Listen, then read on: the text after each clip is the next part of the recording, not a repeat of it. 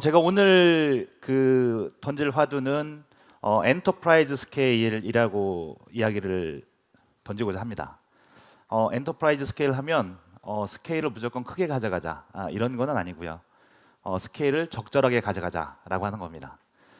그래서 예를 들면 아주 큰 대기업은 대기업에 맞는 옷을 입는 것처럼 좀 대기업에 맞게 가져가야 되고, 아주 소기업은 소기업에 맞게 그런 스케일들을 가져가자, 이런 이야기들을 한번 말씀을 드리고자 합니다. 저는 약 한 RPA에 몸을 담근 지는 한 2년 정도 된 것 같아요. 그리고 2년 정도 지나오면서 나름대로 우여곡절도 좀 겪었고, 그러면서 느꼈던 경험들을 한번 짧은 시간이지만 한번 전달해 드리도록 하겠습니다. 보시기에 역시 이제 약 한 제가 엊그저께 어느 모 신문사에서 가서 발표했던 내용인데요. 똑같이 보시기에 우측에 보시면 되게 유명한 리서치 기관이죠. 이쪽에서 작년도 말에 조사한 결과를 보면 보통 도대체 IT 투자에 있어서 보통 저희가 말하는 4차 산업혁명 또는 뭐 디지털 이쪽에서 주로 어느 쪽에 투자를 많이 하고 있냐라고 이제 설문조사를 한 거죠.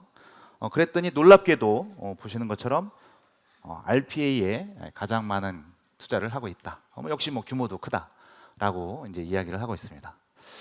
그러면 저희는 이제 RPA가 무척 잘 되어야만 합니다. 그리고 역시 오늘 이 자리에서 되게 많은 분들이 참여를 해주셨는데 다 푸른 꿈을 안고 RPA를 도입 또는 도입하고 계시고 또는 더 발전해 나가려고 하시는 걸로 알고 있습니다. 근데 불편한 것은, 제가 좀 불편한 진실을 말씀드리고 싶은 것은 보시기에 우측 보시면 역시 이제 작년도 말쯤에 포브스라고 하는 곳에서 설문조사를 해봤다고 합니다. 죄송합니다. 포브스가 한 건 아니고 남들이 한 걸 여기 옮겼죠. 중간에 보시면 어떤 컨설팅 회사가 설문조사를 해보니까 한 400여 개 정도의 글로벌 펌들을 조사해보니까 약 한 60% 정도가 RPA 프로젝트를 한 60% 정도가 이런 데드라인을 맞추지 못하고 원하는 익스펙테이션을 맞추지 못했다. 이런 이야기가 조사에 있었다고 합니다. 그러면서 이것을 한쪽에서만 하면은 믿을 만한 이야기가 아닌데, 보시게 되면 그 아래쪽에 또 다른 회사가 이렇게 또 조사를 했더니 역시나 한 절반 정도는 자기네들의 익스펙테이션을 맞추지 못했다, 이렇게 조사를 했습니다. 조사가 된 거죠. 사실은 불편하지만은 진실입니다.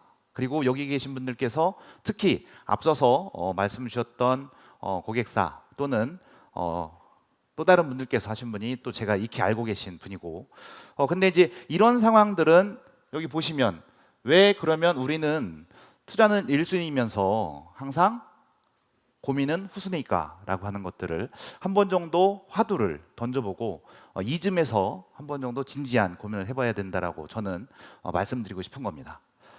저도 초창기에 2년 전만 하더라도 저도 이제 컨설팅 펌에 근무하는 한 사람으로서 RPA라고 하는 서비스를 되게 진지하게 바라봤습니다.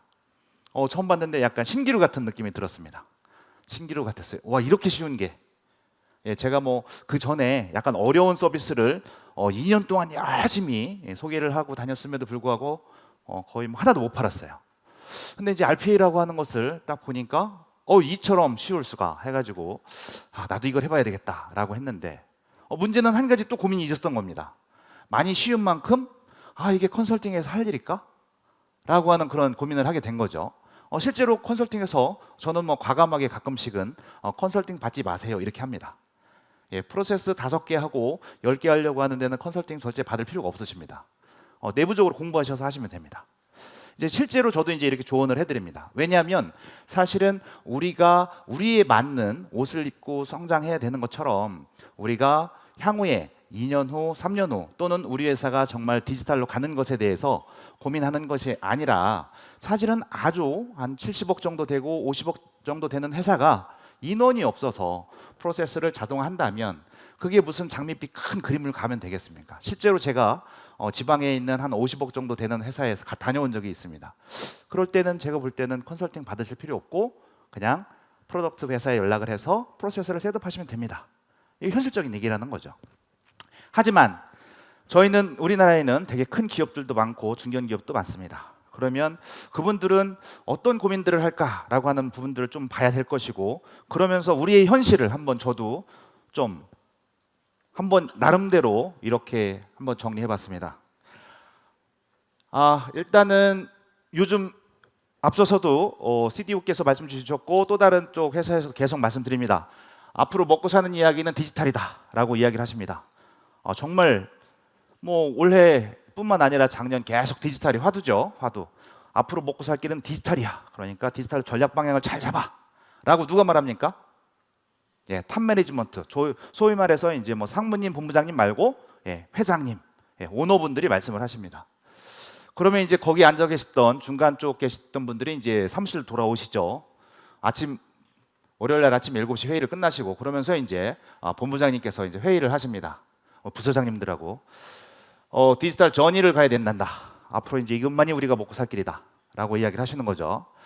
그러면서 뭐를 짜라고 하냐면 좁게는 RPA, 길게는 조금 더 디지털 트랜스포메이션 전이라고 하는 것을 짜봐라 이렇게 얘기를 합니다. 그러시면은 이제 이렇게 또 말씀을 하시면 팀장님 정도가 이제 돈을 따러 갑니다. 돈을 따러 가는 순간 보면은 이제 이야기는 훨씬 달라집니다. 이게 디지털 이야기가 아니라 돈 얘기로 변환이 되는 거죠. 그러면서 얼마 드는데 봤더니 사실은 돈이 좀 드는데 얼마 그렇게 했더니 1억? 이러는 거죠. 그랬더니 아니 그건 아니고 한 10억 정도 어떻게 그래? 없던 걸로 하지 이렇게 가는 겁니다. 그러면서 어찌됐든 실무자는 일은 해야 되고 2018년도 KPI 성과를 내야 되고 2019년도도 아무튼 뭔가 성과 내셔야 되지 않겠습니까? 그러면 일단 하잖아. 쉽잖아. 좀 해보자. 예산 한 뭐 조금 가지고 이제 시작합니다. 그럼 프로젝트 이제 합니다. 컨설턴트 2명도 좀 많죠, 그죠? 대부분 없이 시작하는 경우도 많습니다. 이거 사실 제가 봐도 아까 말씀드린 것처럼 작은 옷을 입는 사람들은 굳이 컨설턴트 필요 없습니다. 이제 우리가 좀 규모에 맞게 아무튼 컨설턴트 2명, 개발자 4명, 대상 업무 5개 이렇게 하고 출발합니다. 그리고 한 3개월 지납니다. 그리고 이제 본 몇 개 도입하고 뭐 FT를 절감했다 이런 얘기 하죠. 보고 한 2번, 3번 더 하죠. 그리고 나서 한 5개월 정도 지나면 질문합니다. 우리 어떻게 돼가냐고. 사실은 그 사이에 탑께서는 잊고 계셨을 거예요. 그러면서 질문하면 저희가 드디어 보스를 제 10개 업무를 보스로 자동화를 완료했습니다. 이렇게 하면 이제 윗분은 어떻게 생각하십니까? 드디어 우리 회사가 디지털화가 완료됐구나. 드디어. 그렇지 않습니까? 그러면서 이제 저희는 드디어 이제 우리는 끝난 거야. 이렇게 합니다. 그런데 사실은 또 불편한 것은 앞서서 차장님께서 말씀 주셨지만 6개월 지나면 사람이 하던 실수보다 로봇은 참고로 실수는 하지 않습니다. 절대 실수는 하지 않고요. 다만 정지할 뿐이죠. 가끔씩은 이제 정지도 되고 그리고 나서 뭐 이렇게 하다가 보면 담당자 발령 요때 또 겨울철에 또 납니다. 한 10월 달에서 12월 달 이분 발령 나시면 내재화 전혀 안 돼 있죠, 그죠? 우리만의 웨이였으니까. 보통 그러니까 이제 역시 우리는 뭐 디지털 안 되네. 이게 현실이라는 거죠. 그럼 왜 이럴까라고 하는 것들을 한번 진지하게 우리는 한 번 정도 생각을 해봐야 될 것 같습니다. 앞서서도 다른 분께서 말씀 주셨지만 제가 단언코 말씀드리지만 저도 나름대로 여기저기서 다니고 배우고 하려고 노력을 많이 했습니다. 그러면서 깨달은 거는 RPA라고 하는 것은 not project, it's not project. 프로젝트의 데피니션이 뭔가요? 유니크합니다. 시작과 끝이 있습니다. 이건 교과서에 그렇게 써 있습니다. 절대 프로젝트가 아니다라고 하는 겁니다. 그래서 제가 깜짝 놀랄 일은 아직은 우리나라에서 그 정도가 얼만큼 될지 모르지만 RPA라고 하는 것을 도입을 해서 또는 오토메이션이라고 하는 걸 도입을 해서 조직을 운영하는데 업무는 5개밖에 개발을 안 했는데 운영 조직의 인원이 10명인 거예요. 그럼 이런 경우 통상적으로 어떻게 생각하십니까? 이분들은 사람을 어떻게 아까 말씀하신 것처럼 노르라고 하는 건 아니고 좀 효율화시키려 했더니 관리 조직이 10명이라네요. 관리 조직이 세상에. 맞습니다. 실제 그렇게 하셔야 됩니다. 왜냐하면 얘는 프로젝트가 아닙니다. 그리고 앞으로 영원히 가야 됩니다. 왜 프로젝트가 아니냐면 얘가 자동화되고 예를 들어서 상상을 한번 해보십시오. 우리 회사에 로봇이 한 50개 들어오고 업무를 한 30개 정도 자동해놨다고 생각해 보시고 기가 막히게 내재화가 되어가지고 손을 안 대도 돼요. 그럼 돌아갈 수 있겠습니까? 그 일은 아무도 안 하는데 없다는 거죠.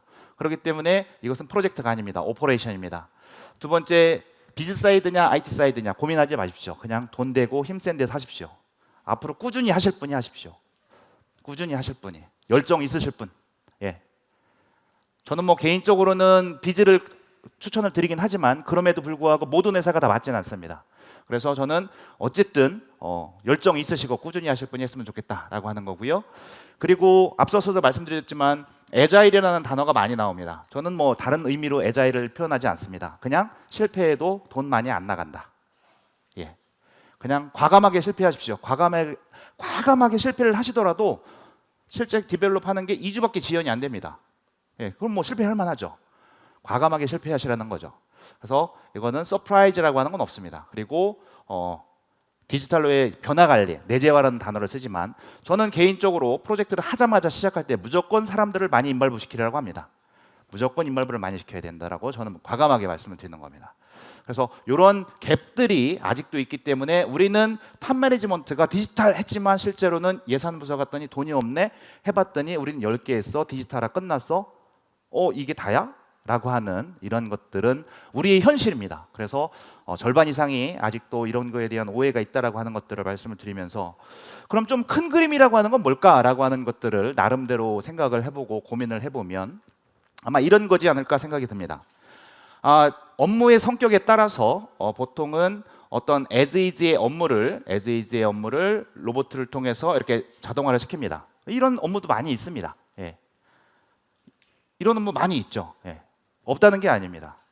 하지만 또 어떤 업무의 성격에 따라서는 as is가 여기지만 실제로는 여기까지도 점프업 할 수 있다는 거죠. 뭐 이런 경우가 말씀드렸던 잘 아시는 것처럼 그게 기계학습이 될 수도 있고 OCR이 될 수도 있고 메신저가 될 수 있고 이 로봇의 친구들이잖아요. 친구들. 이 친구들과 잘 협동을 하면 여기까지 갈 수도 있는 거죠. 다만 기술이 아직은 발전 중이어서 여기까지밖에 못 갈 수도 있는 거죠. 그리고 여기까지밖에 못 갈 수도 있는 거고 사실은 이 개념은 뭐냐면 우리가 as is 업무가 가장 디지털화되었을 때의 타겟을 여기를 두고 여기에서 실천할 수 있는 현실적 수준을 여기다 놓고 이렇게 가자라고 하는 이 컨셉입니다. 참고로 이 단어는 제가 요 밑에 키워드로 뒀습니다.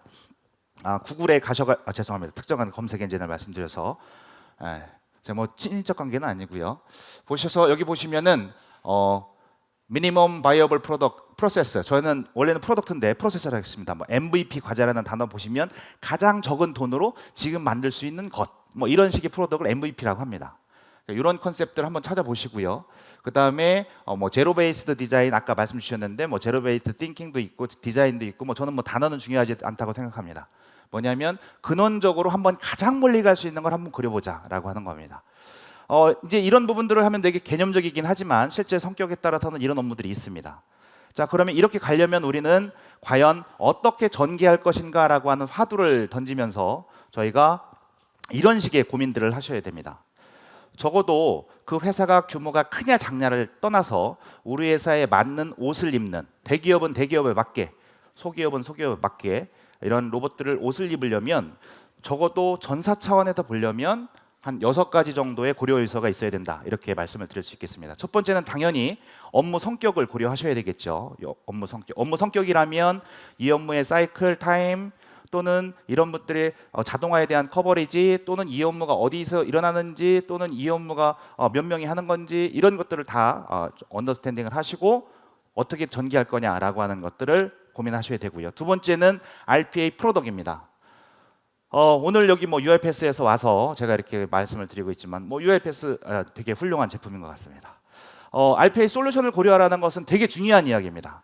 엄청 중요한 이야기입니다. 왜냐하면 솔루션은 지금 한번 만드시는 게 아니라 자꾸 이 친구가 진화를 하게 되어 있습니다. 실제 한번 글로벌 탑5 정도의 회사에 검색을 해보시면 제품은 계속 진화합니다. 어제도 UiPath에서 어나운스를 하나 했습니다. 구글과 AI를 콜라보하기로 MOU를 사인했다라고 어제 저녁에 저한테 뉴스레터가 왔어요. UiPath에서. UiPath의 스튜디오 설계 왼쪽에 있는 라이브러리에 이제 뭐가 들어온다고요? 머신러닝 그냥 스탠더드 모듈이 돼서 이것도 드래그 앤 드롭이라는 겁니다. 이런 사상이 오고 있다는 거죠. 그래서 프로덕트가 되게 중요하다라고 하는 거고, 그 다음 당연히 우리 회사의 디지털 기술과 IT에 대한 부분, 그 다음에 비즈니스 로케이션, 한국만 할 건지 제주도도 할 건지 미국도 할 건지 일본도 할 건지, 그 다음에 우리 업이 가지고 있는 시큐리티에 관련되는 것들, 그 다음에 우리는 10개를 하려고 하는 건지 100개를 하려고 하는 건지 일본처럼 1400개를 하려고 하는 건지 이런 것들을 고려하셔가지고 어느 정도 아웃라인을 잡으시고 좀 출발을 하시는 것을 무조건 권장을 드리는 겁니다. 제가 가끔씩 말씀드리는 이런 말씀을 드립니다. 도대체 그러면 뭐 이해는 하는데 무슨 얘기야 라고 했을 때 저는 이렇게 말씀드립니다. 여기 계신 모든 분께 뭐 그럴 일은 없겠지만 이 UiPath가 한 300대씩 드린다고 한번 생각을 해보십시오. 300대씩, 400대씩. 오늘 제가 400대 받아왔어요. 어떻게 디플로이 하실 건지 고민 한번 해봐야 된다는 거죠. 그냥 뭐 하면 되지 이런 게 아니라는 겁니다. 예. 그래서 그런 관점에서 말씀을 드리는 겁니다.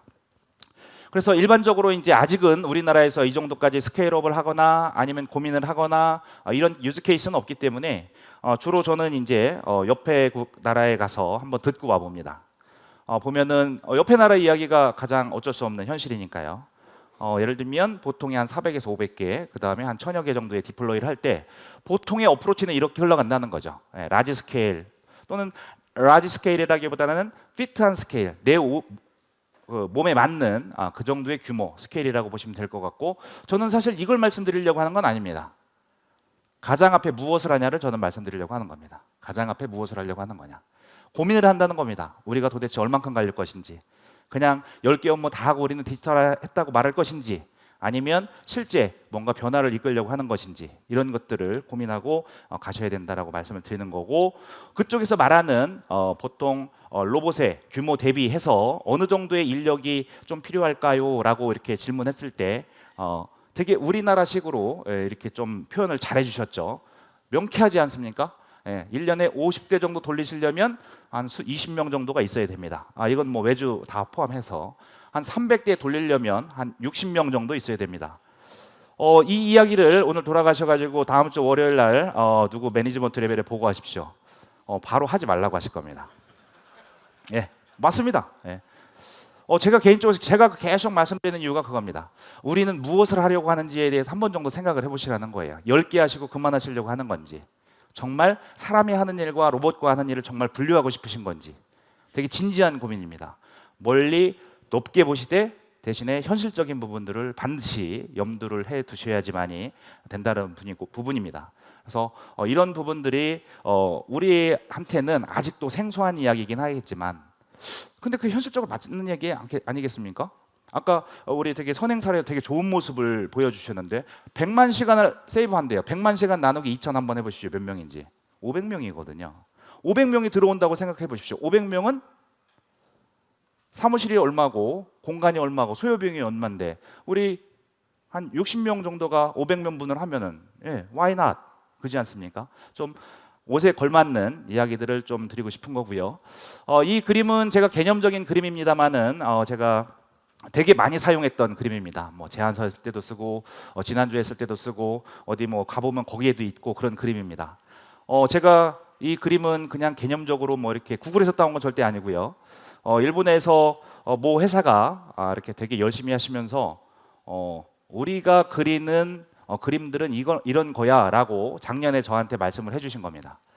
근데 이게 보시면 약간 이미지 캡처 해보면은 뭐 어디 이렇게 이미지적인 이야기 같지만 하지만 그 회사는 현실적으로 이런 모습을 가지고 지금 움직이고 있다고 합니다. 그래서 이제 제가 말씀드리고 싶은 것은 현재 시점에서 저도 말씀드렸던 것처럼 모두에서 약 2년 정도밖에 안 됐습니다. 그리고 가끔은 실패할 때도 있고 가끔은 야단 맞았을 때도 있고 가끔은 생각 못해서 백도할 때도 있고 그런 적이 있었습니다. 그랬는데 조금은 아쉬운 것은 우리가 디지털화라고 하는 것들을 많이 보고 있지만 사실은 이런 이야기를 제가 만약에 2주 전에 여기서 똑같이 말을 했다면 저는 이렇게 단언적으로 말씀을 못 드렸을 거예요. 왜냐하면 제가 믿지를 못하니까. 저도 말해놓고 그죠?